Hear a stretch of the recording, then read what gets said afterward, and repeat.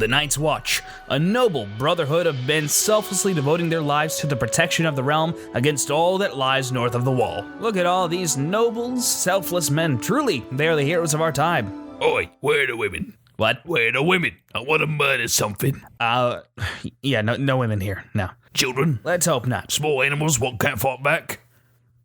Okay, let's be honest. The Night's Watch has fallen from grace a bit since it was first founded, but originally the Night's Watch was actually a really honorable group of people selflessly protecting the entirety of Westeros. But it was first founded 8,000 years ago, so a lot can change in that time. The brothers were formed to keep the people of Westeros safe from the White Walkers and Giants primarily, which is probably why the wall's so big, standing at 700 feet tall and 300 feet wide. How the hell did anyone build a wall that big?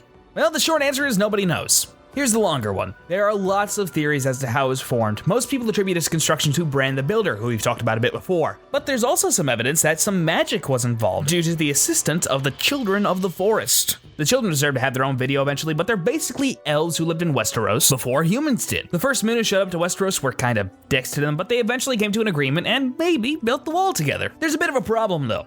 Everything is ice where the Night's Watch lives, so what do they eat? How do they get it? There aren't any farmer Night's Watchmen, so someone has to be providing them food. Well, turns out there is. The Starks granted the Night's Watch land south of the Wall called the Gift that is owned entirely by the Watch and provides them food and whatever else they can't get at the Wall. There aren't many small folk living there anymore since they've been getting killed by wildlings a lot lately, and what few sworn brothers the Watch has left are, like this guy.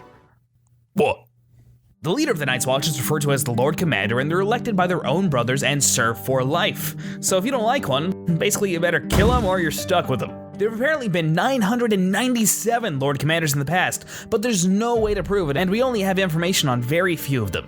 Ostrich Stark, the youngest Lord Commander of the Night's Watch, who was elected when he was 10 years old. Either he was a badass 10-year-old or everyone around him just happened to suck that much. Brynden Rivers, also known as Bloodraven. This guy deserves his own episode just because he's that interesting. But for now, I'll say that he was a Targaryen bastard who had a more interesting life than most of the main characters of the actual series. Roderick Flint, otherwise known as the worst Lord Commander in the history of the Watch. And that's really saying something because one of the other ones was freaking 10. This jackass got it into his head that he could become king beyond the Wall and nearly got the Night's Watch eradicated as a result. And then, finally, there's the Night's King.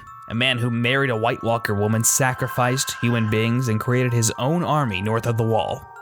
He's also going to get his own video. Now, back in the day, with all this interesting stuff happening at the Wall, there were volunteers aplenty, but over time, people didn't see as much use in the Wall and just started sending their degenerates over there since they weren't using them anyway, which, given recent events, is a decision they may soon regret.